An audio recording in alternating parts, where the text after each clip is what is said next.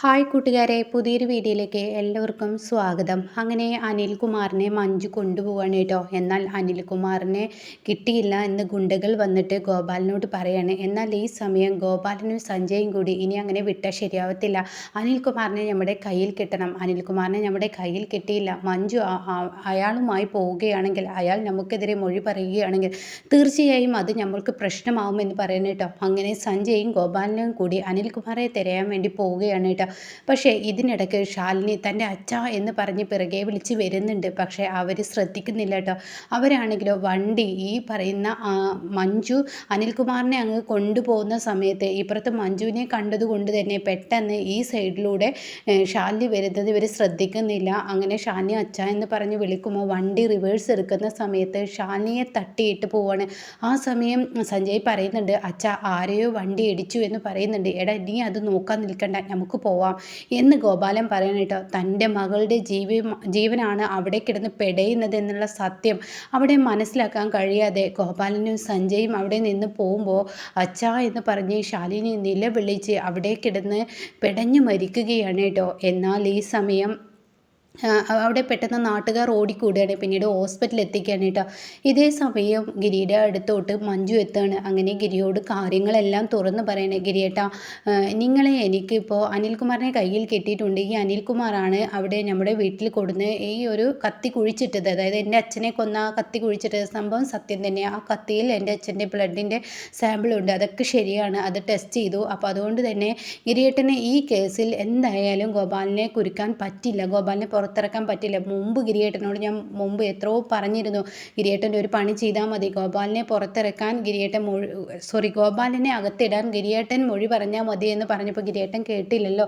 ഇനിയിപ്പോൾ അയാളെ പുറത്തിറക്കാൻ ജയിലിലോട്ട് അടക്കാൻ കഴിയില്ല എന്ന് പറയുന്നു കേട്ടോ. ഇതങ്ങ് കേൾക്കുന്നതിനോട് കൂടി ഗിരി പറയും, പിന്നെ എനിക്ക് പുറത്തിറങ്ങാൻ എന്താണ് വഴി, അത് നിന്നെ കൊണ്ട് കഴിയുമോ? ആ വഴിയും അടഞ്ഞില്ലേ, സാരമില്ല, ഞാൻ ചെയ്ത തെറ്റിൻ്റെ ഫലം ഞാൻ അനുഭവിച്ചല്ലേ പറ്റുള്ളൂ. അപ്പോൾ അത് കേട്ടോടെ തന്നെ, അല്ല ഇനി നിങ്ങളെ പുറത്തിറക്കാൻ വേറൊരു വഴി എന്നിലുണ്ട്, ഞാനത് പറയാം, നിങ്ങൾ തെറ്റുകാരനല്ല എന്നുള്ളത് ഗിരിയേട്ടൻ എനിക്ക് തെളിയിക്കാൻ കഴിയും. പക്ഷേ ഞാനൊരു സത്യം പറയും, ആ സത്യം കേട്ടുകഴിഞ്ഞാൽ ഗിരിയേട്ടൻ കടുത്ത തീരുമാനങ്ങളൊന്നും എടുക്കരുതെന്ന് പറയുമ്പോൾ അതെന്തെന്ന് ചോദിക്കാൻ കേട്ടോ. നിങ്ങളെല്ലാവരും സംശയിച്ചിരുന്നത് എൻ്റെ അച്ഛനാണല്ലോ നിങ്ങളുടെ അച്ഛനെ കൊന്നതെന്ന്, നിങ്ങളുടെ അച്ഛനെ ഗോപാലൻ ഭക്ഷണത്തിൽ വിഷം ചേർത്താണ് കൊന്നതെന്ന് പറയാൻ കേട്ടോ.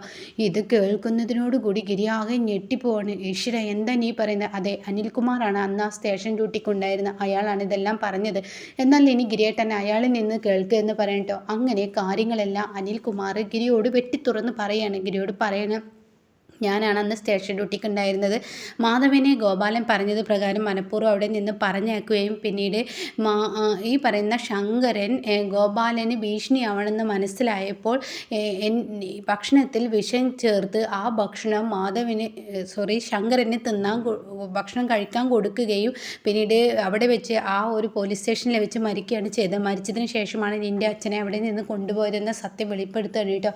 ഇതങ്ങ് കേൾക്കുന്നതിനോടുകൂടി അനിൽകുമാറിനെ കൈവെക്കാൻ ഒരുങ്ങുമ്പോൾ മഞ്ജു പറയണേ, അത് ചെയ്യരുത് ഗിരിയേട്ടാ, അയാൾ ഇപ്പോഴെങ്കിലും അയാളുടെ തെറ്റ് മനസ്സിലാക്കി തിരിച്ചറിഞ്ഞ് എല്ലാം തുറന്നു പറഞ്ഞ സ്ഥിതിക്ക് ഇനി വെറുതെ വിടെന്ന് പറയുമ്പോൾ, എന്നാൽ എൻ്റെ അച്ഛനെ കൊന്നവൻ്റെ അന്ത്യം എൻ്റെ കൈകൊണ്ട് തന്നെ ആവണം, ഗോപാലൻ്റെ അന്ത്യം എൻ്റെ കൈകൊണ്ട് ആയിരിക്കണം, അതുകൊണ്ട് ഞാൻ വെറുതെ വിടില്ല എന്ന് പറയാൻ കേട്ടോ.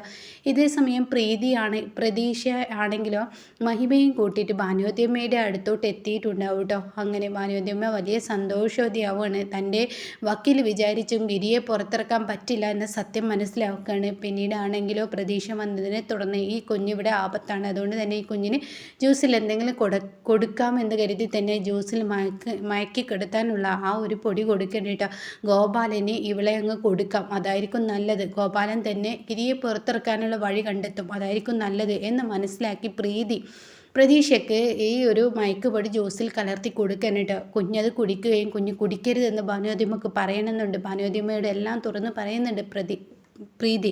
പക്ഷേ പ്രതീക്ഷ മോൾ ഇനി അത് കുടിക്കല്ലേ എന്ന് പറയണമെന്നുണ്ട് കേട്ടോ. പക്ഷേ അതിന് കഴിയുന്നില്ല. അങ്ങനെ കുഞ്ഞ് ആ ജ്യൂസ് കുടിച്ച് കുഞ്ഞ് കുറച്ച് നിമിഷങ്ങൾക്ക് ശേഷം കുഞ്ഞ് കുഴഞ്ഞു വീഴുകയാണ് കേട്ടോ. എന്നാൽ ഈ സമയം ഭാനുവതിയമ്മ അതെല്ലാം കണ്ട് തൻ്റെ മകളെ രക്ഷിക്കാൻ നോക്കുന്ന സമയം തനിക്ക് കഴിയുന്നില്ല. അപ്പോൾ ഈ സമയം ഉടൻ തന്നെ ഇനി നിങ്ങളല്ലേ ബാക്കിയുള്ളൂ, നിങ്ങളും ഈ ലോകത്ത് വേണ്ട, ഇതെല്ലാം കണ്ട് നിങ്ങളും ഇനി വേണ്ട എന്ന് പറഞ്ഞിട്ട് ഭാനുവതിയമ്മയുടെ വയറ്റിലോട്ട് ഒരൊറ്റ കുത്ത് കത്തിക്കൊണ്ട് അങ്ങ് കുത്തുമ്പോൾ ഉടൻ തന്നെ പെടഞ്ഞ് അവിടെ കിടന്ന് പെടഞ്ഞ് ശ്വാസം കിട്ടാതെ ബുദ്ധിമുട്ടാണ് കേട്ടോ. അങ്ങനെ കുറച്ച് സമയം കഴിഞ്ഞാണ് മഹിമ അങ്ങോട്ടേക്ക് കയറി വരുന്നത്. മഹിമയാണെങ്കിലോ കയറി വരുമ്പോൾ താൻ കാണുന്ന കാഴ്ച പ്രതീക്ഷ കട്ടിലിൽ, എന്നാൽ ഭാനുവതിയമ്മ കത്തി കൊണ്ട് ചോരയിൽ കുളിച്ചിരിക്കുന്നു. അവിടെ ആരും തന്നെ ഇല്ല. എന്താണ് ഇവർക്ക് സംഭവിച്ചതെന്നറിയാതെ മഹിമ നിലവിളിക്കാണ്. സ്വപ്നയെ കാണുന്നില്ല, പ്രീതിയെ കാണുന്നില്ല, എന്താണ് ഇവിടെ സംഭവിച്ചതെന്ന് അറിയാതെ നിലവിളിക്കുമ്പോൾ തൻ്റെ തലയിൽ ആരോ വന്ന് ഇടിക്കുന്ന ആ ഒരു സൗണ്ട് ആയിരിക്കും കേട്ടോ. അത് തിരിഞ്ഞ് നോക്കുമ്പോൾ ഈ പറയുന്ന പ്രീതി തന്നെ ആയിരിക്കും കേട്ടോ. അതോടുകൂടി മഹിമയുടെയും ബോധം പോവുകയാണ് കേട്ടോ. പിന്നീടാണെങ്കിലോ ഈ ശാലിനിയെ ഹോസ്പിറ്റലിൽ എത്തിച്ചിരിക്കുകയാണ്. അപ്പോഴേക്കും ഇങ്ങനെ ആക്സിഡൻ്റായി ശാലിനി അവിടെ എത്തിയിരിക്കുന്നു എന്നുള്ളത് പറയാണ്. അങ്ങനെ ഗിരിയാണെങ്കിലോ ജാമ്യത്തിൽ മഞ്ജു തന്നെ ഇറക്കാണ്. അങ്ങനെ ഈ സമയം ഗിരിയും മഞ്ജുവും കൂടി ഹോസ്പിറ്റലിൽ എത്താണ്. അങ്ങനെ ഡോക്ടറോട് ചോദിക്കുകയാണ് ആരാണ് മരിച്ചത് എന്ന് ചോദിക്കുമ്പോൾ ഉടൻ തന്നെ അരവിന്ദാക്ഷനോട് പറയുന്നുണ്ട് ആളാരാണെന്നൊക്കെ മനസ്സിലായിട്ടുണ്ട്. ആരാണ്? ശാലിനിയാണെന്ന് പറയും കേട്ടോ. ഇതങ്ങ് കേൾക്കുന്നതിനോട് കൂടി എന്താ ഈ പറയുന്നത്? ശാലിനിയോ?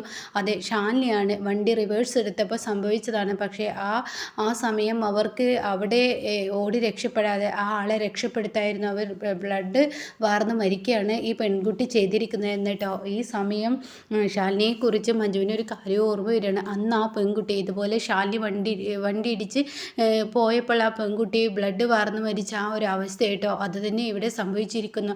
അങ്ങനെ എന്താ ഈ പറയുന്നത്? അതെ, ശാലിനിയാണ്. അതെങ്ങനെ നിങ്ങൾക്ക് മനസ്സിലായി എന്നൊക്കെ ചോദിക്കുമ്പോൾ ഉടൻ തന്നെ പറയാണ് അവരുടെ ഫോണിൽ നിന്നും ബ്രദറിൻ്റെ നമ്പർ കിട്ടിയ അവർക്ക് വിളിച്ചു. അപ്പോൾ അത് സഞ്ജയ് ആണെന്ന് പറയണേ. എന്നാൽ ഈ സമയം സഞ്ജയ് അങ്ങോട്ടേക്ക് എത്താണ്. സഞ്ജയ്ക്ക് നന്നായി അറിയാൻ തൻ്റെ പെങ്ങളെ കൊന്ന് താൻ തന്നെയാണെന്ന്.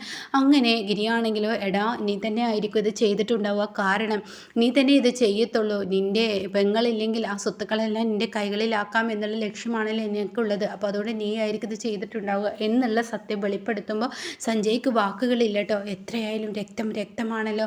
തനിക്കെല്ലാം നഷ്ടപ്പെട്ട് നിൽക്കുന്ന സഞ്ജയ്ക്ക് തനിക്ക് താങ്ങുന്നില്ല. സഞ്ജയ് ഒന്നും മിണ്ടാതെ അവിടെ നിന്നും പോവാണ് കേട്ടോ.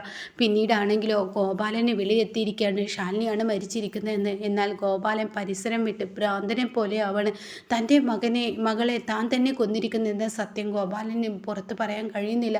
അങ്ങനെ ഗോപാലൻ പൊട്ടി കരയാണ്. എടാ സഞ്ജു, നീ എന്ത് പണിയാടെ കാണിച്ചത്? നീ വണ്ടി റിവേഴ്സ് അതിനെനിക്കറിയോ, ശാലിനിയാണ് പിറകിലുണ്ടായിരുന്നതെന്ന് അച്ഛൻ എന്നോട് പറഞ്ഞോ? നിർത്തണ്ട എന്നല്ല അച്ഛൻ എന്നോട് പറഞ്ഞത്. എൻ്റെ പൊന്നുമോളെ, എന്നാലും ഈ അച്ഛൻ ചെയ്ത ക്രൂരതയ്ക്കുള്ള ശിക്ഷ ഈ അച്ഛന് കിട്ടിയല്ലോ എന്ന് പറഞ്ഞിട്ട് ഗോപാലൻ നെഞ്ചത്തടിച്ച് കരയാണ് കേട്ടോ. അങ്ങനെ ഗോപാലൻ്റെ കണക്ക് കൂട്ടലുകളെല്ലാം തെറ്റിപ്പോവാണ്. എന്നാൽ ഈ സമയം പ്രതീക്ഷയാണെങ്കിലോ ഇങ്ങനെ പെട്ടെന്ന് സഞ്ജയ്ക്ക് കൊടുത്തിട്ടുണ്ടാവും. പ്രതീക്ഷയെ വെച്ച് ഇനിയിപ്പോൾ എന്തായാലും പുറത്തിറങ്ങിയ ഗിരിയെ ഒതുക്കാമെന്നാണ് ഇവിടെ കരുതിയിരിക്കുന്നത്. പക്ഷേ കാര്യങ്ങളൊക്കെ ആകെ കൈവിട്ട് പോവാണ്. താൻ ചെയ്ത തെറ്റിൻ്റെ പാപം തനിക്ക് തന്നെ തിരിച്ചടിയായി കിട്ടിയിരിക്കുന്നു. തൻ്റെ ഒരു മകൾ മരിച്ചു, ഇനി അടുത്ത മകൻ്റെ കാര്യത്തിൽ തീരുമാനമാവാണ്. ഗോപാലൻ നട്ടപ്രാന്തുമായി നടുറോട്ടിലോട്ട് ഇറങ്ങുന്ന ആ കിടക്കൻ സീനൊക്കെയാണ് കേട്ടോ നമുക്ക് മുന്നിൽ വരാനിരിക്കുന്നത്.